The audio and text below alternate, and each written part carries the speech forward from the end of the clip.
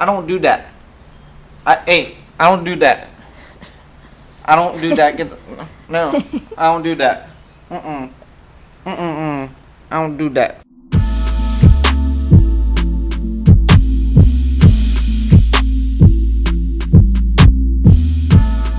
What's going on, YouTube family? Noah from Kicking Their Bass TV here with another Tackle Tuesdays. And this week's Tackle Tuesday is over topwater frogs. I'm going to jump in to the rod and reel setup, the line, and all the frogs, where you would fish them, how you would fish them. So yeah, let's go ahead and jump into it. So when you open the box, there's really not too many different frogs out there. There are a few different styles, but there's really not too much, and it's pretty self-explanatory. So I got a couple different brands in here. I got a couple different styles.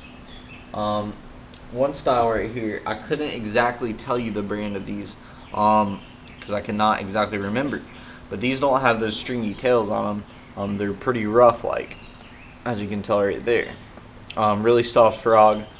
And that's just a little different approach to look like a frog. I actually like, and these do have rattles in it, which I really, honestly, do not think it's going to make much of a difference. I'm going to completely tell you right here. With crankbaits and like Carolina rigs, stuff that's under the water, I really could see rattles and beads and stuff like that making a difference. But when you're on top of the water, I really don't think it's going to make that big of a difference. You're already pretty much making a ruckus with the frog anyways over the top of the surface and stuff, so I wouldn't see too much of a point in the rattles. But that's just one style of frog that I have. I have some popping frogs, which they do have their times. Here's a couple natural colors. They're a little different. This one's more light. This one's white on the bottom. This one's more yellow. This one has some brown and some dark green. This one has some light green and white and yellow. And so when would I use a popping frog compared to like a normal frog like this? Sometimes the fish want that racket. They want something to really piss them off. Or not exactly piss them off, but just to attract them. And that's pretty much when I would use this. So one day they're going to be hitting this one. The next day they may want this one better. Also, I really like throwing a popping frog in more of open lily pads. Right now when we're at Eufaula, the lily pads were more open. I hate Eufaula, by the way. The lily pads were more open. They weren't as big, and you could throw something like this popping frog in there and get it to pop a lot more water. If you're in those really thick lily pads, I would more recommend just a normal frog like this. It would go through it way easier. And if you're going on top of the lily pads anyways of this, and you're not over water, it's not going to pop anything. I mean, you're just going to be sitting there dragging it across. Also, if I had a lily pad in front of me, I would show you. But next time you're on a lake where there's lily pads, pick one up. And I mean, they're pretty tough. They're hard to break and stuff. But pick one out of the water. If you go look at my post on Instagram, I posted one. Lay your hand on top and tip it over. You can legitimately see your hand. They're pretty much see-through, but you see the object or your hand in black and white. So next time, that's something you can do. So when you're running that frog over the lily pad, they're seeing that. So what I usually like to do, just another quick tip, is when I throw the frog out there, I'm working it. I'm working in those open water spaces. I'm walking it or I'm just hopping it, however I'm doing it. I get over that lily pad.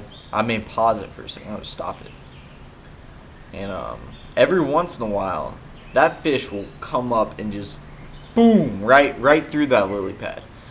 Every once in a while, it'll be under there just staring at it, and it's waiting for it to hop off. So you can just pause that thing and wait a few seconds, and then slowly work that thing off the lily pad. And usually when you get to the edge of that water right there, that's when the fish will just crush it. So they can see through those lily pads, so don't overthink that. Don't overlook that. Don't just be going over it and thinking a fish won't hit it over. I mean, when you're on the lily pad, every once in a while, if you pause that thing, they will come up and just launch that thing. So yeah, that's pretty much what I would use. Popping frog, regular frog. just depending on how open the lily pads are and such. Also, if you're fishing grass, you can fish both pretty much, and they're both pretty weedless, same range. There's another one of those. It's just a bigger size. It's in yellow. And going into color, I normally don't throw too many of these natural colors, the yellow, the green, the bright colors like that. I mostly stick to something white or black. And for the most part, here you go. You got a white one right here. I believe this one's by Jackal. The bottom's white. You got a black Spro right here. By the way, this is the one I was using in the pond video for all you guys that have been asking. This is a Spro. It's just black and white mixture. Pretty good looking frog. That one's black on the bottom. It has a little bit of white, but it's not going to make that much of a difference. This one has white as well. But when you pick up, let's see, this colored one right here. I mean, this one's white too. It's green on the top. I mean, that's the same thing, guys. They're seeing under the frog. They're not seeing on top. So I really like to just stick to the black and the white. It's just simple as it gets. I don't think it makes that much of a difference. They could be hitting the black better than the white, but that's pretty much the colors that I stick to. So those are some Spro ones right there. Got a Jackal one. Also, this one's a little different. It's called a Bonsai. I believe it's called a Bonsai Shad by Spro. And as you can see, those strings are coming off totally different. They're not to the side. They're straight up and down. And this is pretty much imitating like those shad. Say there's a shad spawn on the edge of those lily pads and stuff, or those fish are chasing shad. This is really good. You can walk the dog, like walking the dog like with a spook and stuff. You can walk the dog much easier with this bonsai shad. Much easier than you would with the frog. It may take a while to get used to. I can do it, but you just gotta fool around with it when you're working the frog. But you can really make it go back and forth, like you're working like a spook or something. But this one you can work a lot quicker, and you can walk the dog much easier with. It's pretty neat. I actually really like that color. A really soft frog. Frog, shad, whatever you want to call it. Here's another black frog. It's got a little bit of yellow. I won't worry about that too much.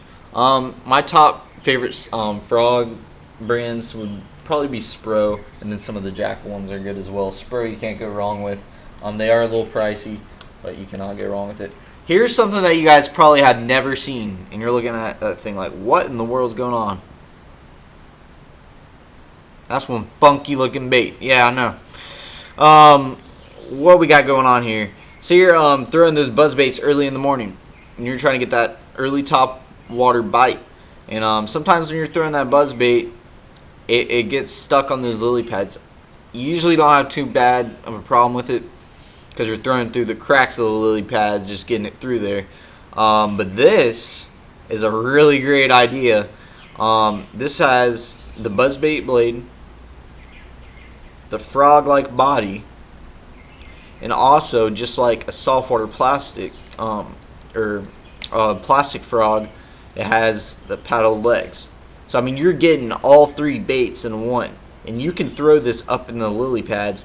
And I wish I could tell you the brand of this, because I know you guys are going to be asking after seeing this. But you can pretty much throw this back there, and it's pretty much weedless. I mean, the hooks are on top just like a normal frog, and you can pretty much just reel it across. It's a great idea. Definitely go check it out. It's a pretty cool idea that they did. I'm surprised Spro and them haven't came out with something like that. Here's another black one. It's got some purple. I actually like that one a lot. This one walks really good.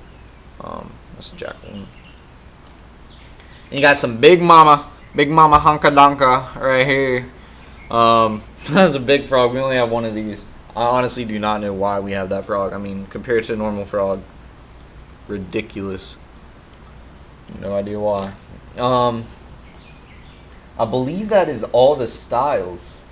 I have a few more brands in here. There's a Spro. I like that one a lot.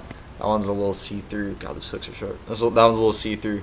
It's brown. Pretty much the dark colors: brown, white, black. I mostly stick to black and white though. There's another black one.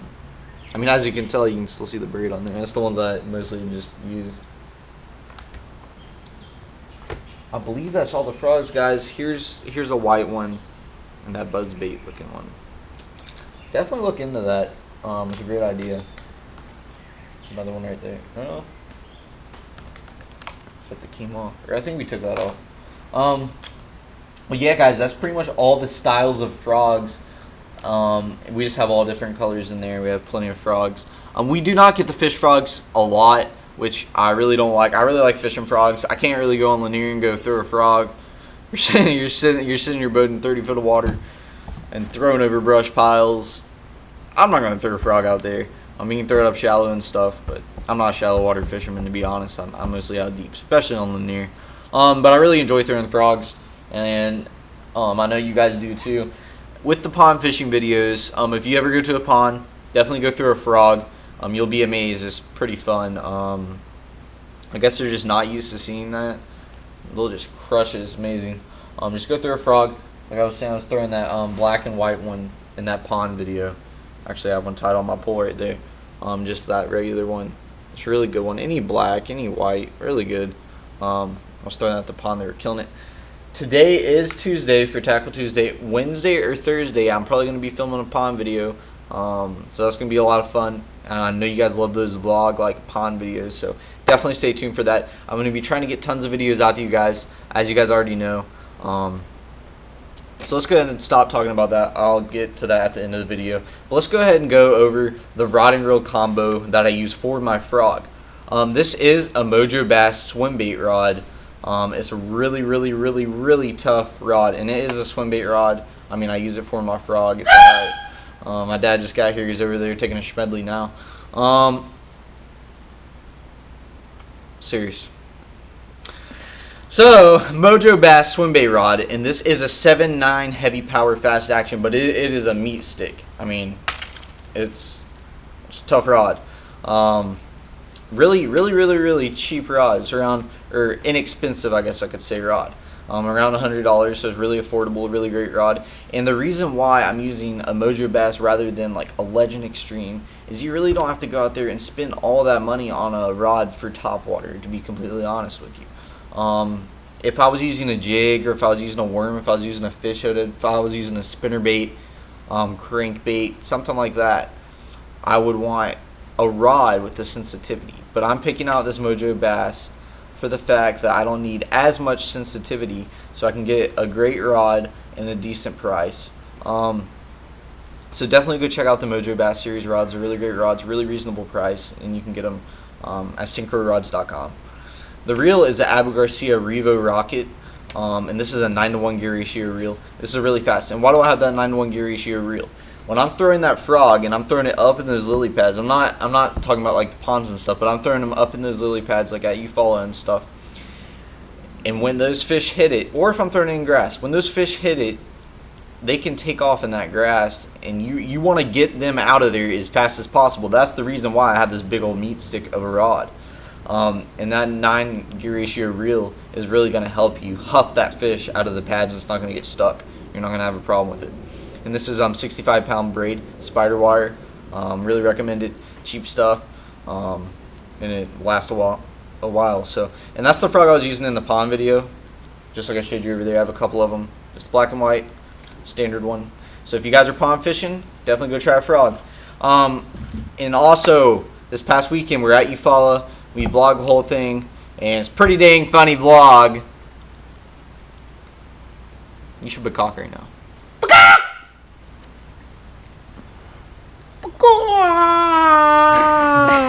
If you watch the vlog, you know what that means. Alright, but at the end of this video, I'll throw up a few links of the vlog. There's part 1 and part 2, so definitely check it out. Start off with part 1, end it with part 2. You're definitely going to want to watch the whole thing. Will you finish this video already so I can take a Schmedley? Check it out. He's got to take a Schmedley. Chris has already dunked down in the corner taking a Schmedley. Well, until next time, guys. End it with the cock. I can't. Keep taking your Schmedleys. See you guys next time.